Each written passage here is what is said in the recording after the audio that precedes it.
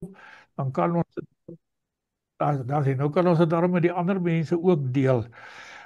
Ons is in Openbaring 10 en Openbaring 10 is die tweede van 3 keer wat ons sommer in die eerste vers met 'n sterk engel te doen kry in Openbaring. Die eerste van die 3 keer wat die sterk engel in Openbaring voorkom in hoofstuk 5 vers 2 en die derde keer kom hier in hoofstuk 18 waar 'n sterk engel na die weeklagte oor Babylon die groot maalklip in die see gooi en dan daarmee eintlik die hele oordeel oor Babylon voltrek. Hier het ons nou te doen met die tweede keer ook wat ons in Openbaring met 'n boekrol te doen kry. Julle sal onthou die eerste boekrol was verseël. Die het Johannes in hoofstuk 5 uit die hand van die een wat op die troon sit, van God wat op die troon sit ontvang en moes hy dit met verdrag oopmaak soos wat die seels dan nou gebreek word. En in die oopmaak van hierdie boekrol speel die Openbaring dan nou eintlik af. So die eerste 6 seels word geopenbaar, dan is daar 'n troosboodskap en dan volg die 7de seël en dan as daardie 7de seël verby is en die wees uitgeroep is, dan begin dit met die trompette en dan word die 7 trompette geopenbaar. Word die 7 trompette geblaas en die openbarings wat daarmee verband gaan en nou kry ons weer met 'n boekrol te doen. Hierdie keer is dit nie 'n verseelde boekrol nie, dis 'n oop boekrol. So ons lees nou maar net gou-gou so van vers 1 af, dan gaan ons nou net stil staan by dit wat daar aan die gang is. Hy sê ek het 'n ander sterk engel uit die hemel sien afkom. Hy was met 'n wolk omhul met 'n reënboog bo sy kop. Sy gesig was soos die son en sy voete soos 4 pilare. Die beskrywing gaan oor die heerlikheid van hierdie engel. Maar die gedeelte wat ons mee te doen het in Openbaring 10 handel nie oor die engel nie. Dit handel oor die boekrol wat hy uit die hand of wat hy aan Johannes oorhandig en wat Johannes dan moet eet. So as daar so 'n bietjie van 'n verering vir die engel, die beskrywing van die engel is, dan gaan dit maar net daaroor dat ons iets van God se heerlikheid in die engel sal sien. En dit is nogal, verskoon vir 'n oomblik, dit is nogal belangrik dat ons daardie iets van God se heerlikheid in die beskrywing van die engel sal sien. Nou, in sy hand het hy dan 'n oop boekrolletjie vasgehou. En dan is daar 'n baie interessante opmerking. Kom ons los die boekrolletjie net eers eenkant. Ons gaan nou weer oor hom bietjie praat. Dit is net belangrik dat ons net so 'n bietjie kyk na wat doen hierdie engel. Hy gaan staan wydsbeen met sy regtervoet op die see en sy linkervoet op die aarde. Nou julle het nou al by my gehoor wanneer ek oor Openbaring met die gemeente praat en selfs wanneer ons praat oor die vernuwing wat God in die skepping gaan teweegbring, dat die skeidings, die goed wat skeiding maak, gaan verdwyn. En dis een van daai beelde wat ons nou hier in Openbaring het, waar die skeiding verdwyn. As hy met sy voet op die aarde en op die see loop staan, dan sê dit daarmee dat daar 'n samesmelting van hierdie goed is, wat hierdie 2 dimensies van God se skepping is, naamlik die grond en die see. En as jy na Genesis toe terugblaai, na Genesis 1 toe terugblaai, sal julle hoor dat Moses in Genesis skryf dat God die see geskep het om skeiding te maak tussen die grond en die land en die waters dan nou. So die see is simbool van skeiding reg deur die Bybel. Water is altyd 'n simbool, of groot watermassas, laat ek dit liewer so sê, is altyd 'n simbool van skeiding in die Openbaring. So as hy nou met sy regtervoet op die see en sy linkervoet op die land staan, dan voeg hy weer hierdie twee goed wat skeiding maak saam. Dis 'n voorspel tot dit wat in Openbaring 19 tot 22 gaan gebeur. So ons kan maar net daarvan op hierdie stadium kennis neem dat dit so werk. En dan roep hy met 'n harde stem uit. Soos die brul van 'n leeu is die manier waarop Johannes dit hier beskryf. En nadat hy uitgeroep het, het daar 7 donderslae hulle dredings laat hoor. Die funksie van hierdie donderslae is om die fokus te plaas op God en nie op die engel nie. Want God is die een wat met donderslae kommunikeer. As jy nou dink in terme van die Ou Testament, Moses wat op die berg vir God ontmoet en dan ontmoet hy hom nie in die geweldige donderslae en sterk winde wat daar waai nie, maar dit bly nog altyd simbool van God se teenwoordigheid en van God se mag en van God se oordeel. Maar donderslae kan ook 'n simbool wees van God se genade. So hier moet 'n mens net binne in die konteks onderskei waarmee jy te doen het.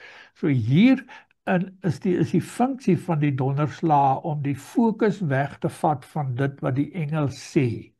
So dit wil nie dat die aankondiging wat die engel maak die fokus van Openbaring 10 word nie.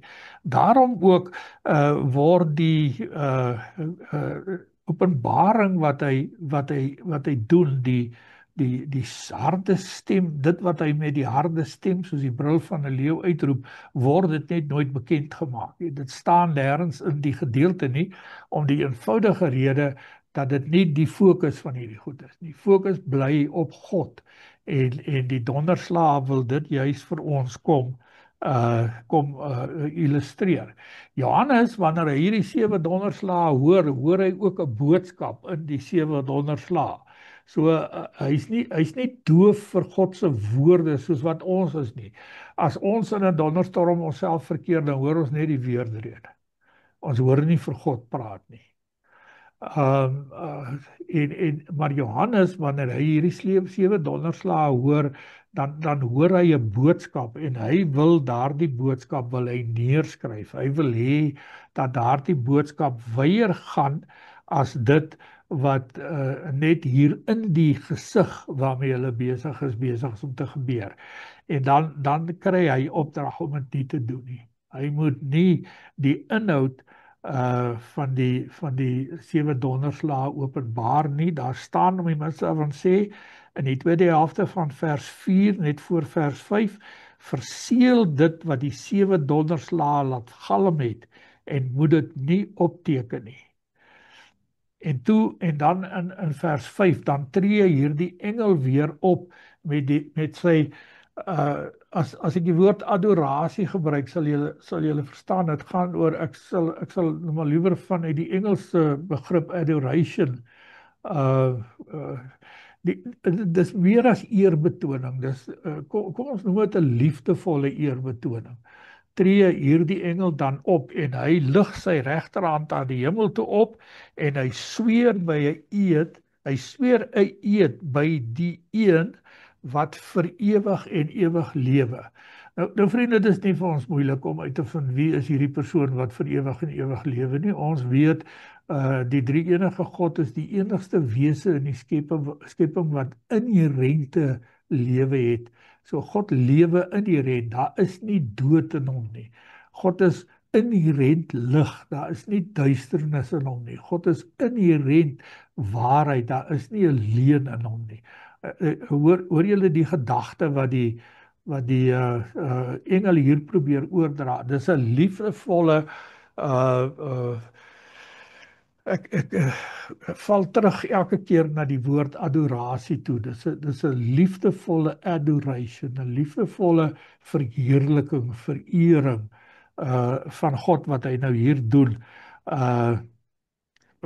En dan hierdie God wat hy nou van praat, die een wat vir ewig en ewig lewe, is ook die skepper van die hemel en die aarde en die see en dit wat daarin is, alles hemel, aarde, see, alles wat daarin is, lees ons dan nou in vers 6. En dan maak die engel die openbaring bekend. En dis al wat die engel doen. Sy enigste rol in terme van sy spreuke is net om te sê daar is nie meer tyd oor nie.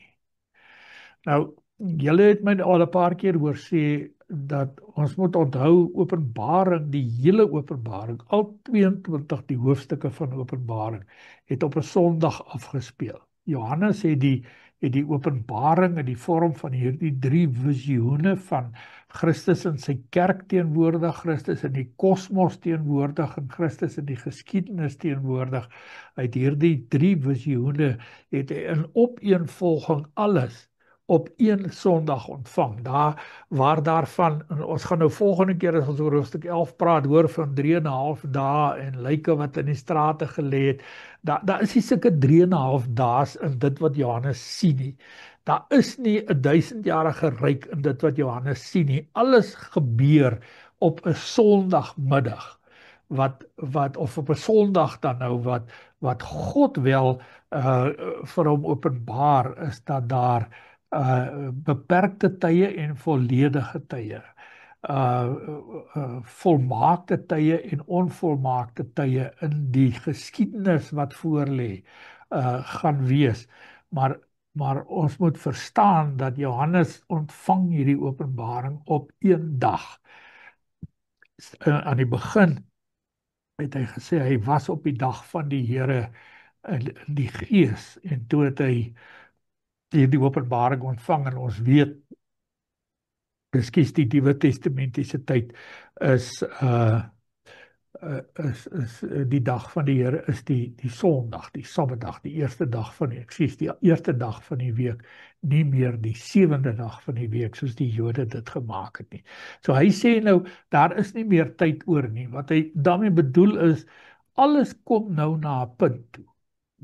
Die hele bestaan van die huidige bestel is besig om af te loop na 'n punt toe. En daai punt ontmoet ons nou in Openbaring 19, 20 en 21, wanneer dit nou gaan oor Jesus se teenwoordigheid in die geskiedenis en die hele herskepping wat God met die hemel en die aarde en Jerusalem in gedagte het. So die hele herskepping van die paradystoestande. Ons het 2 Sondae terug het ons daaroor so bietjie in die erediens gepraat. So daar is nie meer tyd oor nie, maar gedurende die dae wanneer die 7de engel op sy trompet gaan blaas, sal die misterie van God sy doel bereik, soos wat hy dit as goeie boodskappe aan sy diensknegte en profete verkondig het. Nou hier lê in hierdie sinnetjie lê 'n woord wat bietjie verduideliking nodig het, en dis die woordjie misterie. Dit kom van die Griekse woord mysterion, en die woord beteken dra die volle omvang betekenis van 'n geheimenis. Nie 'n geheim nie. 'n Geheim kan net een mens hê. Die oomblik wat jy 'n geheim met iemand anders deel, is dit nie meer 'n geheim nie. Dan weet daar te veel mense daarvan. So dis 'n geheim is iets wat net jy kan 'n geheim hou. As jy hom met iemand anders deel, is hy nie meer 'n geheim nie. Dan is hy geopenbaar. Dan is dit bekend gemaak. En jy mag nou dalk die persoon wat jy jou geheim mee vertrou, ten volle vertrou en met die verwagting lewe dat die geheim nie verder sal gaan as dit nie. Maar kom ons sê maar vir mekaar, die werklikheid is dat dit baie dikwels nie gebeur nie. So 'n geheim is nie 'n ding wat in die Christelike lewe voorkom nie. Ons behoort nie geheime vir mekaar te hê nie. Ons behoort teenoor mekaar ons volle Christen wees te bely. En julle weet nou al, ek sê belydenis is nie 'n ding van die mond nie, is 'n ding van die verstand, die hart, die mond en die hand. So Ons behoort as gelowiges behoort ons nie geheime vir mekaar te hê nie. Ons behoort openhartig en openlik sonder leuns en sonder wegsteek voor mekaar te lewe. Maar mysterion, die misterie van God het iets wat van 'n ander betekenis. Hy word nogal baie dikwels in die Nuwe Testament gebruik, so 21 keer as ek nou my herinneringe reg hou. En een van die belangrikste gebeure of een van die belangrikste gebruike is in die evangelies waar Jesus die begrip mysterion gebruik. En daar is dit 'n baie interessante gebruik van die begrip, want hy sê by geleentheid vir sy disippels, sê hy, dit is aan julle geopenbaar om die geheimenisse, die mysterion van die koninkryk te ken, maar aan daardie mense, die ander mense, is dit nie geopenbaar nie. So hier gaan dit in mysterion oor 'n gedeeltelike openbaring. Nie 'n gedeeltelike openbaring in die sin dat die disippels die helfte van die koninkryk gesien het nie, maar 'n gedeeltelike openbaring in die sin van dat dit net aan sekere mense bekend gemaak is. Ek dink dit is nogal die primêre gebruik van mysterion in die Nuwe Testament. Op die einde van die dag moet ons ten spyte van die feit dat byvoorbeeld Paulus in Galasiërs, en ons gaan nou Sondag so 'n bietjie met 'n reeksie met oor Galasiërs begin, dat hy byvoorbeeld daar hierdie hele geheimenis tipe van ding aanspreek, en ook in Kolossense en 1 Johannes wat ons nou in die Pinkstertyd deurgeloop het, dat hulle hierdie half misteriese kennis 'n bietjie afskryf en afbreek, is dit nogal belangrik dat ons moet verstaan dat mysterion is 'n geheimenis wat openbaar is, kom ons sê maar, aan ingelyfde mense. Dis nie iets wat bekend is aan ongelowiges nie. Ongelowiges verstaan die mysterion van God glad nie. Hulle kan dit glad nie begryp nie. Dit is eenvoudig bokant hulle, dis bokant hulle vermoë. Maar hier sê Johannes nou dat die mysterion van God sy doel gaan bereik. Nou wat is die doel van hierdie mysterion van God? Die doel soos wat hy dit openbaar het aan sy diensknegte en die profete, dit is die goeie boodskap wat deur hulle verkondig is. So hierdie mysterion is die evangelie van Jesus Christus. En net ons wat insaai het in die evangelie van ons Here Jesus Christus kan regtig verstaan waaroor gaan dit in die sterwe van Jesus. Julle sal onthou in 1 Korintiërs hier van vers 18 af skryf Paulus dat die boodskap van die kruis van Jesus Christus dwaasheid is vir die ongelowiges, maar vir ons wat glo is dit die wysheid van God. En dan het hy nou daai hele storie wat hy dan nou oor hierdie evangelie van Jesus Christus in 1 Korintiërs aan die gemeente bekend maak. Vir die Grieke is dit dwaasheid en vir die Jode is dit onsin, maar vir ons is dit God se wysheid, is dit God se manier van mense verlos. En dit is die inhoud van hierdie mysterion wat nou by die blaas van die 7de trompet sy volle omvang, sy volle doel bereik. En dis ook hoekom dit so belangrik is dat ons raak sien dat die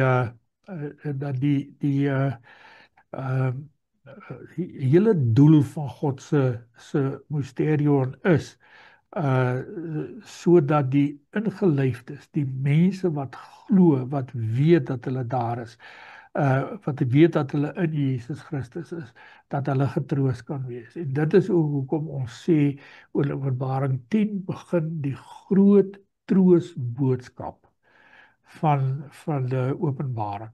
En ja, natuurlik gaan daar in die troosboodskap teenslae vir die gelowiges wees. Dit was in die eerste 9 hoofstukke van Openbaring ook so.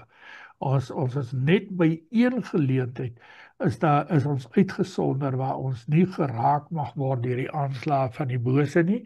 Dit sal julle onthou as julle 'n bietjie terugkyk daarna, maar verder het ons net so gedeel in hierdie swaar kry en seer kry van die wêreld waarin ons leef.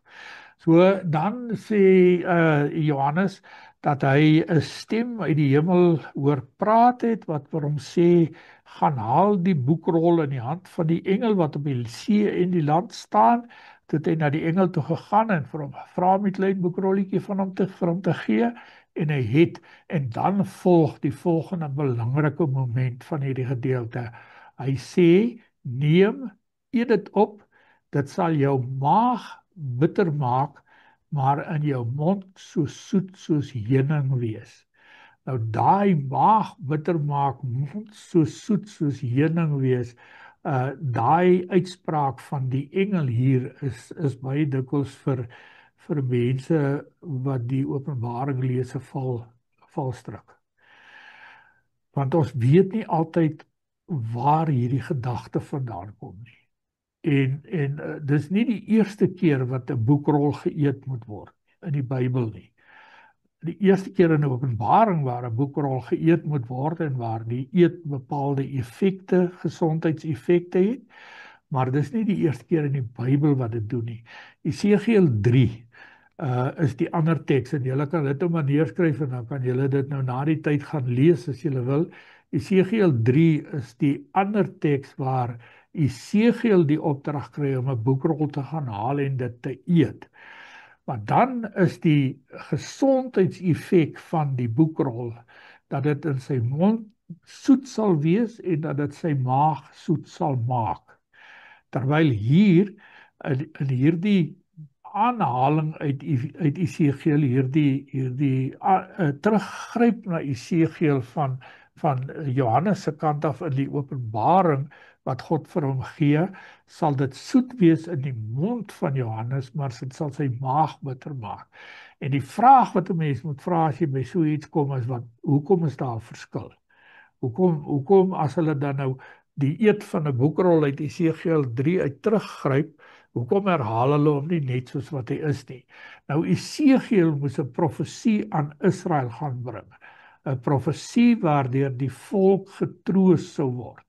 Want Esegiel se werk was om die volk lewendig te hou, aan die gang te hou terwyl hulle in ballingskap was. Johannes, daarom, omdat dit 'n troosboodskap is wat hy moet gaan uitdra, is dit soet in sy mond en maak dit sy maag soet. So dis dan die effek van die boodskap. Die effek van die boodskap is genesend van aard. Dis die groot gedagte wat nou weer ter sprake is. By Johannes gebeur presies die teenoorgestelde. Ekskuus, ek sien ons is nou besig, ons het nou nog 10 minute oor, so ek hoop ons gaan klaar kry en nog 'n bietjie tyd gee vir vrae ook. Hier gebeur presies die teenoorgestelde, want Johannes se opdrag nou is om te gaan profeteer teen baie nasies en volke, die laaste woorde van hoofstuk 11, baie volke, nasies, tale en koning. So Johannes moet nou die boodskap van God se oordeel gaan oordra.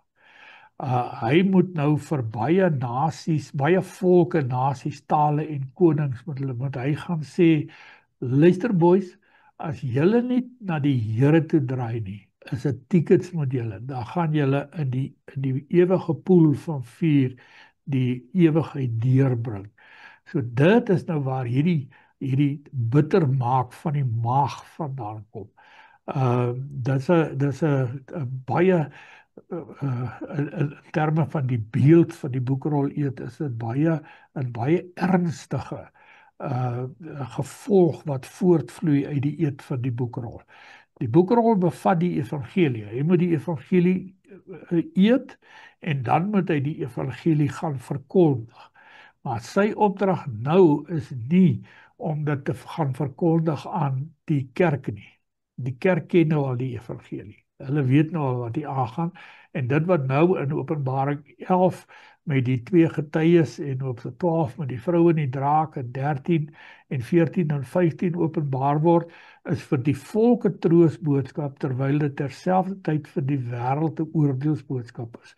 En dit is die boodskap wat nou in hierdie gedeelte staan. Ons word getroos wanneer die twee getuies se lyke vir 3,5 dae in die straat lê. Daar sal ons volgende week oor gesels. Dan herinner dit aan Jesus se sterwe, die 3,5 dae is 'n tydelike dingetjie, maar ek sal dit volgende week met julle lekker deurtrap. En dan met die sewende trompet, wat hy dan nou die heerskappy van Christus aankondig. En dan volg die vrou en die draak en die voorstelling van die Satan, en in hoofstuk 13 die voorstelling van die vals Christus en die voorstelling van die vals gees. En dan in hoofstuk 14 weer terug na die gelowiges en die lam en alles wat daarmee gepaard gaan. Goed, dis my storieetjie. Julle vragies, gedagtes, opmerkings. Dan kyk ons waar kom ons uit. Johnny, ek wil net die wat hy sê uit met die boekrolletjie eet, ek meen dis maar net beeldspraak nie. Ja, kyk, vir ons is verskriklik belangrik dat ons moet verstaan, en ek het dit Sondag dink ek was dit by die aankondiging van Openbaring 22 of Openbaring 21:22 se teks, het ek dit nogal voor die tyd eintlik gesê voordat ek begin lees het. Dit is verskriklik belangrik dat ons moet weet van Openbaring 1:9 af is daar niks wat ons letterlik moet interpreteer nie. Die oomblik wat ons 'n ding letterlik begin interpreteer, dan draai ons vas. Dink byvoorbeeld aan die oopmaak van die skag van die onderaardse diepte.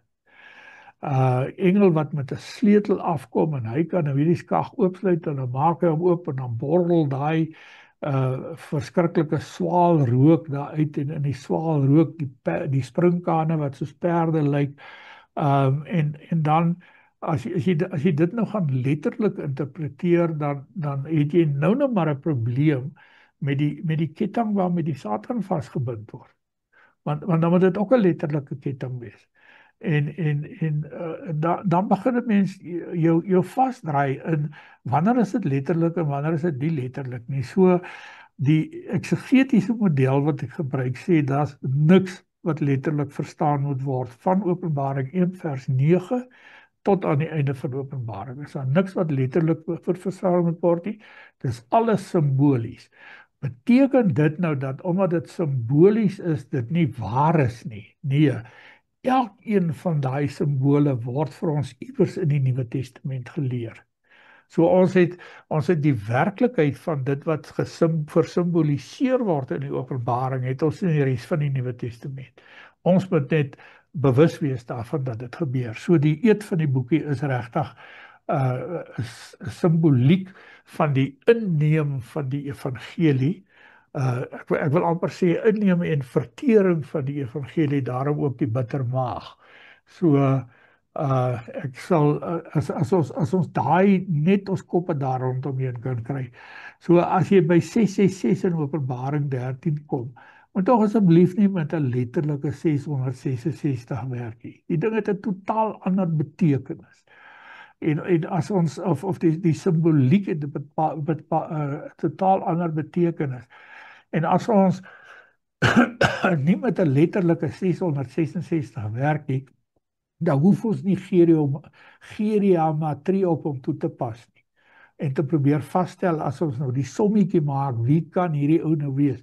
Want eventueel hang af van watter alfabet jy gebruik, kan dit letterlik enige ou van Johannes Paulus tot Henry Kissinger wees, wat ons sal hulle nou ken, omdat ons in die Amerikaanse geskiedenis met hom as die buitelandse sake konsul te doen gehad het in die Amerikaanse regering.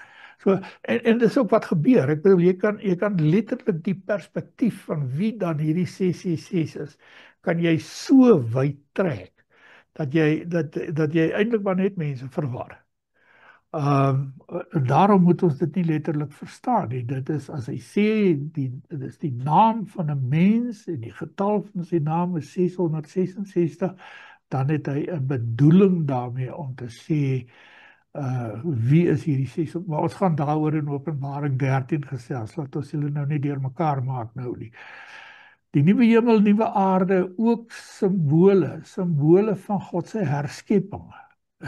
Dit het niks met 'n werklike nuwe hemel, nuwe aarde te doen. Ons praat baie dikwels so, en Paulus, as hy byvoorbeeld in 1 Korinte 15 daaroor praat, dan sien hy dit ook werklik as 'n totaal nuwe herskepping.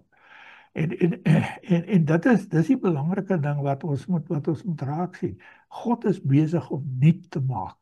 En ek dink dit was ook die tema van 2 Sondae terug se diens oor Openbaring. God is besig om nuut te maak. Nog iets, iemand? Asseblief, skiet. Maxie, koop jy dit alles? Ja, ek verstaan dit alles, dankie. Mooi. Wonderlik, Gerard, is jy alright? Is jy nog wakker, Gerard? Ekskuus, ek moet eers die regte knoppie. Ek moet nou die knoppie gekry het om die mute weg te vat en ek soek hom al oor en toe kry ek hom. Ja. Nee, ek is fyn, dankie. Okay. Snap julle hoofstuk 10. Die hele klein boekie, die eet van die klein boekie, die inneem en verteer van die evangelie. Het gaan ook oor internalisering, want ons bevind onsself so baie dikwels in die situasie dat ons hoor die evangelie, maar ons internaliseer dit nooit. Ons maak dit nooit deel van ons lewe nie. Ek dink dis waar hierdie hele gedagte van eet en maag bitter maak vandaan kom. Ons moet dit eet en ons moet dit internaliseer, dat dit deel word van ons lewens. Nie dat ek dink dis vir julle nie deel van julle lewens nie, asseblief nie, want dan sal julle dieselfde vir my moet sê. Goed, dis my storieetjie.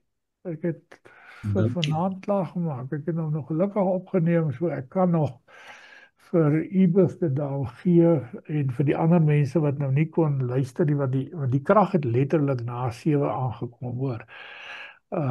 Die mense het gevra of ons aangaan, want daar is nie krag nie, en dit was nou van gisteroggend af, was die krag afgewees. Nou, ons is nou gelukkig, ons het nou die sonkrag, ons het toe laasnag so 'n sleg nag gehad, want die sonkrag het so 1:30 na 8 ure opgeraak. En dit was nou 'n goeie gestoeiery met Johan Minnie en sy manne.